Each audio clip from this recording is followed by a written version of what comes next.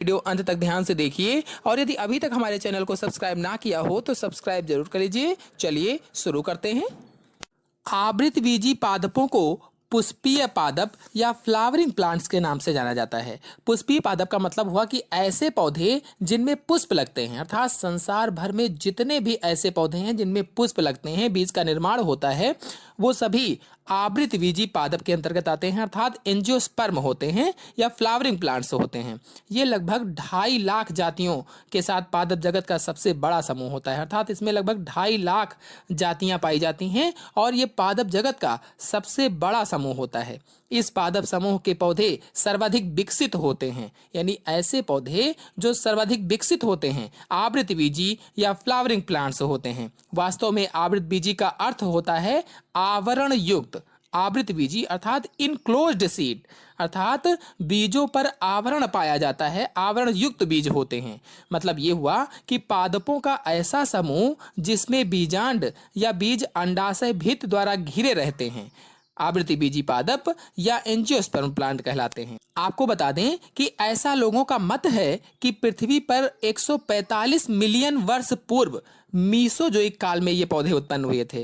अर्थात ऐसा लोग मानते हैं कि 145 मिलियन वर्ष पूर्व मीसोजोइक काल में ये पौधे उत्पन्न हुए थे या आवृतबीजी पादप उत्पन्न हुए थे। तो आवृतबीजी पादप कैसे पौधे होते हैं? फ्लावरिंग प्लांट्स होते हैं या पुष्पीय पौधे होते हैं। इनके लगभग 2.5 लाख जातियां पाई जाती हैं और ये सबसे बड़े समूह में होते हैं, अर्थात इनका सबसे बड़ा समूह होता है और सर्वाधिक विकसित पादप होते हैं। बीज कैसे होते हैं? आवरण युक्त बीज होते हैं इसमें, अर्थात पादपों का ऐसा समूह जिसमें बीजांड या बीज अंडाशय भित्ति के द्वारा घिरा रहता है, अर्थात उसके ऊपर अंडाशय की भित्ति होती है, वही आवृतबीजी पादप कहलाते हैं या एंजियोस्पर्म प्लांट कहलाते हैं। आवृतबीजी पौधे संसार में प्रत्येक जगह प्रत्येक वातावरण में पाए जाते हैं, अर्थात संसार में हर जगह पर पाए जाते हैं, हर तरीके के वातावरण में पाए जाते हैं। ये वायु, जल एवं मिट्टी में गर्म, ठंडे, नम या शुष्क स्थानों पर भी पाए जाते हैं, चाहे वो वायु हो, जल हो, मिट्टी हो, गर्म स्थान हो, ठंडे स्थान हो, नम या शुष्क स्थान हो, सभी जगहों पर आवृतबीजी पौधे या एंजियोस्पर्म प्लांट पाए जाते हैं। सभी पौधे आकार, आकारिकी, रंग, वितरण एवं पुष्प गुणों में भिन्न होते हैं, अर्थात आकारिकी में, आकार में, रंग में, वितरण में और पुष्पीय गुणों में अलग अलग होते हैं, भिन्न भिन्न होते हैं। संसार का सबसे लंबा आवृतबीजी पौधा अर्थात सबसे लंबा एंजियोस्पर्मिक प्लांट ऑस्ट्रेलियन यूकेलिप्टस होता है, जिसकी लंबाई लगभग 135 से 170 मीटर यानी ये लगभग में है तथा चौड़ाई लगभग 30 मीटर तक होती है।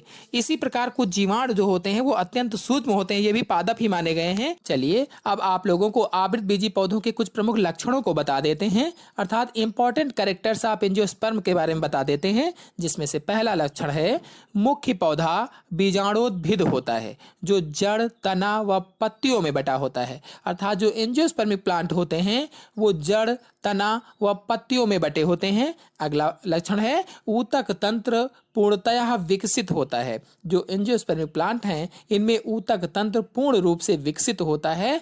अगला है पुष्प बनते हैं, और ये जो पौधे होते हैं इन सभी पौधों में अर्थात एंजियोस्पर्मिक प्लांट में पुष्प बनते हैं, इसीलिए इन्हें फ्लावरिंग प्लांट्स के नाम से भी जाना जाता है। और जब पुष्प बनेंगे तो अगला लक्षण है इनमें फल बनते हैं।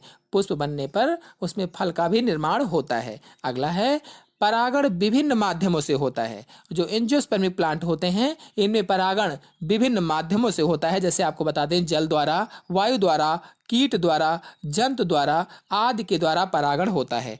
यहीं पर आपको एक बात बताते चलें कि मैंने अपने चैनल में पॉलिनेशन या सेल्फ पॉलिनेशन या क्रॉस पॉलिनेशन पर वीडियो अपलोड कर रखे हैं। आप मेरे चैनल से उन वीडियो को देख सकते हैं कि परागण क्या होता है, स्वपरागण क्या है, पर परागण क्या है, पूरी डिटेल वहां से आप प्राप्त कर सकते हैं। इसके लिए आप हमारे चैनल को सब्सक्राइब भी कर सकते हैं। अगला लक्षण है द्विनिषेचन मिलता है, अर्थात जो एंजियोस्पर्मिक प्लांट होते हैं, जो आवृतबीजी पौधे होते हैं, इनमें द्विनिषेचन पाया जाता है। अगला लक्षण है भ्रूणपोष त्रिगुणित होता है, और भ्रूणपोष कैसा होता है? ट्राइपोलाइड होता है, त्रिगुणित होता है। अगला लक्षण है स्त्रीधानी विकसित होती है, और इसमें जो स्त्रीधानी होती है वो विकसित होती है। अंडाशय मिलता है जिसमें बीजांड लगे होते हैं, और जितने भी एंजियोस्पर्मिक प्लांट होते हैं इन सभी में अंडाशय होता है और अंडाशय के अंदर बीजांड लगे होते हैं जिनसे बीज का निर्माण होता है। बीज आवरण से ढके रहते हैं और इसका अगला लक्षण है बीज आवरण से ढके होते हैं, अर्थात बीजों पर एक विशेष प्रकार का आवरण पाया जाता है जो भ्रूण की रक्षा करता है। अगला लक्षण है पुष्प प्रायः द्विलिंगी होते हैं। और पुष्प प्रायः कैसे होते हैं? द्विलिंगी होते हैं। द्विलिंगी का मतलब होता है कि एक ही पुष्प में नर और मादा दोनों अंग पाए जाते हैं, तो वे पुष्प द्विलिंगी पुष्प कहलाते हैं।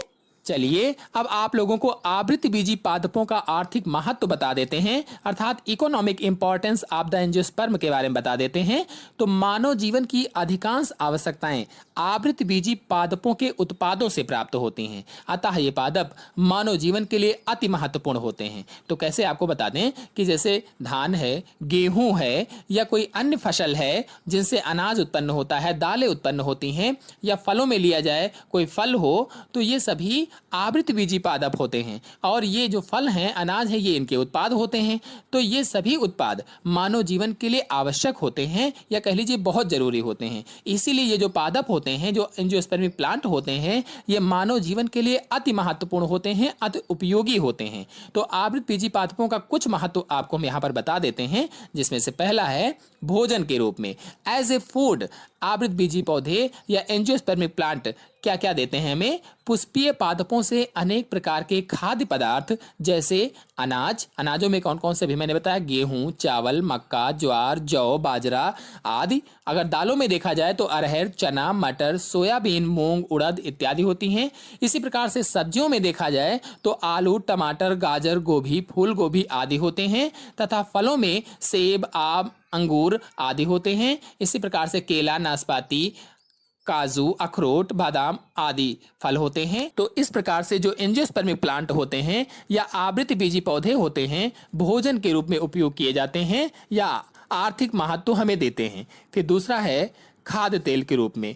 तो भोज्य पदार्थों को पकाने में प्रयुक्त होने वाले खाद्य तेलों का मुख्य स्रोत पुष्पीय पादप होते हैं, अर्थात जिन तेलों में भोज्य पदार्थ पकाए जाते हैं वो पुष्पीय पादप के द्वारा ही बनते हैं, अर्थात पुष्पीय पादपों से ही उत्पन्न तेल होता है या पुष्पीय पादप ही उसके स्रोत होते हैं। ये खाद्य तेल प्रायः जैसे मूंगफली का तेल ले लीजिए, सरसों का है, इसका वानस्पतिक नाम आपको बता दें, कॉम्पिटिटिव एग्जाम्स में अधिक पूछा जाता है, ब्रेसिका कंप्रेस्टिस होता है, सूर्यमुखी है, हेलियंथस एनस होता है। इसी प्रकार नारियल आदि जो ये होते हैं, इनके तेलों से विभिन्न भोज्य पदार्थों को पकाया जाता है। इस प्रकार से खाद्य तेल के रूप में आवृतबीजी पौधे या एंजियोस्पर्मिक प्लांट हमारे लिए उपयोगी होते हैं या आर्थिक महत्व देते हैं। फिर अगला आर्थिक महत्व है मसाले के रूप में। तो पुष्पीय पादपों के अनेक भागों का उपयोग मसालों के रूप में किया जाता है, अर्थात जो पुष्पीय पादप होते हैं इनके अनेक भागों का उपयोग मसालों के रूप में होता है। जैसे आपको बता दें, धनिया, मिर्ची, लौंग, जीरा, सौंफ, काली मिर्च इत्यादि जो होते हैं पुष्पीय पादप, इनसे अनेक प्रकार के मसाले या स्पाइसेस प्राप्त किए जाते हैं। तो इस प्रकार से मसाले के रूप में हो जाएगा। फिर अगला है औषधियों के रूप में। As a medicine angiospermic plant किस तरह से उपयोगी हैं आपको बता देते हैं। प्राचीन भारत में आयुर्वेद काल से ही पुष्पीय पादपों एवं उनके उत्पादों का उपयोग अनेक बीमारियों की रोकथाम हेतु किया जाता था, अर्थात पुराने जमाने से ही, प्राचीन काल से ही, आयुर्वेद काल से ही पुष्पीय पादपों का उपयोग या उनके उत्पादों का उपयोग औषधियों के रूप में किया जाता था, बीमारियों की रोकथाम हेतु किया जाता था। वर्तमान में भी इन पादपों के द्वारा अनेक महत्वपूर्ण औषधियों का निर्माण किया जा रहा है। इसी प्रकार से आज भी पादपों के द्वारा विभिन्न प्रकार की औषधियाँ बनाई जा रही हैं और कुछ औषधियों के नाम आपको बता देते हैं। जैसे एकोनाइट जो होती है औषधि, ये एकोनिटम पौधे से प्राप्त की जाती है। बेलाडोना जो औषधि होती है ये एट्रोपा बेलाडोना से प्राप्त की जाती है। इसी प्रकार से जो कुनैन होती है ये सिंकोना से प्राप्त होती है। तो इस प्रकार से ये औषधियों के रूप में, एज ए मेडिसिन के रूप में एंजियोस्पर्मिक प्लांट का आर्थिक महत्व या इकोनॉमिक इंपॉर्टेंस हो जाएगा। फिर अगला है लकड़ी के रूप में। एज ए फूड किस तरह से एंजियोस्पर्मिक प्लांट हमारे लिए लाभदायक हैं। अनेक आवृतबीजी पादपों, मुख्य रूप से कौन कौन से, द्विबीजपत्रियों सबसे मूल्यवान लकड़ी प्राप्त होती है, अर्थात अनेक आवृतबीजी पादप जो होते हैं इनसे मूल्यवान लकड़ी प्राप्त होती है जो मजबूत काष्ठ के रूप में जानी जाती है। ठीक, यानी टेकोना ग्रैंडिस जो होता है, साल जो पौधा होता है, जो शीशम होता है, इनसे विशेष प्रकार की मजबूत लकड़ियां प्राप्त होती हैं। इसी प्रकार से चंदन है इत्यादि मूल्यवान लकड़ियां हैं जिनका प्रयोग फर्नीचर या अन्य सामानों के निर्माण में किया जाता है। आप अपने आसपास घरों में देखते होंगे कि लकड़ियों का या लकड़ी से बने बहुत सारे फर्नीचर होते हैं जिनका प्रयोग आप डेली करते हैं, प्रतिदिन करते हैं। इस प्रकार लकड़ी के रूप में एज ए फूड के रूप में हो जाएगा एंजियोस्पर्मिक प्लांट का आर्थिक महत्व। फिर अगला है रेशों के रूप में एज ए फाइबर्स किस तरह से एंजियोस्पर्मिक प्लांट उपयोगी हैं हमारे लिए, जान लेते हैं। पुष्पीय पादपों की विभिन्न प्रजातियों द्वारा अनेक प्रकार के रेशे प्राप्त होते हैं। अर्थात जो पुष्पीय पादप होते हैं इनकी विभिन्न प्रजातियों के द्वारा अनेक प्रकार के रेशे प्राप्त किए जाते हैं जो आर्थिक दृष्टि से अत्यंत महत्वपूर्ण होते हैं। जैसे कौन कौन से रेशे प्राप्त किए जाते हैं, किससे किससे? कपास, फ्लैक्स, हेम्प, सन आदि इनसे रेशे प्राप्त किए जाते हैं। कारकोरस प्रजातियों के द्वारा जूट प्राप्त होता है, अर्थात जो कारकोरस प्रजातियां होती हैं इनसे जूट प्राप्त किया जाता है। और नारियल का आपको वानस्पतिक नाम बता दें, कोकस न्यूसीफेरा होता है। इसके भूसे के द्वारा कायर प्राप्त होता है जिसका प्रयोग गद्दी के निर्माण में किया जाता है। आपने गद्दी में देखा होगा कि कायर से यानी नारियल का जो कायर होता है, इसका जो भूसा होता है, उससे गद्दियां बनाई जाती हैं। इस प्रकार से विभिन्न रेशों के रूप में एज ए फाइबर्स के रूप में एंजियोस्पर्मिक प्लांट का आर्थिक महत्व या इकोनॉमिक इंपॉर्टेंस हो जाएगा। फिर लास्ट है पेय पदार्थों के निर्माण में। पेय पदार्थों के निर्माण में किस तरह से ये उपयोगी होगा? इन इंफॉर्मेशन ऑफ द बेवरेज। पुष्पीय पादपों के द्वारा अनेक प्रकार के पेय पदार्थ प्राप्त किए जाते हैं। जो पुष्पीय पादप होते हैं, जो एंजियोस्पर्मिक प्लांट होते हैं, इनके द्वारा विशेष प्रकार के पेय पदार्थ प्राप्त किए जाते हैं। जैसे कौन कौन से पेय पदार्थ हैं? चाय, कॉफी आदि। चाय का वानस्पतिक नाम थियासाइनेंसिस होता है और कॉफी का काफिया अरेबिका होता है। वानस्पतिक नाम भी जान लीजिए क्योंकि विभिन्न कॉम्पिटिटिव एग्जाम्स में वानस्पतिक नाम भी पूछे जा सकते हैं। इस प्रकार से पेय पदार्थ के निर्माण में चाय और कॉफी हो जाएगा। इस प्रकार से एंजियोस्पर्मिक प्लांट या आवृतबीजी पादप हमारे लिए बहुत इंपॉर्टेंट होते हैं, महत्वपूर्ण होते हैं। तो आज मैंने आप लोगों को एंजियोस्पर्मिक प्लांट के बारे में बताया। आशा है आप लोगों को अच्छी तरह से समझ में आ गया होगा। तो आज के अंक में इतना ही। अगले अंक की जानकारी के लिए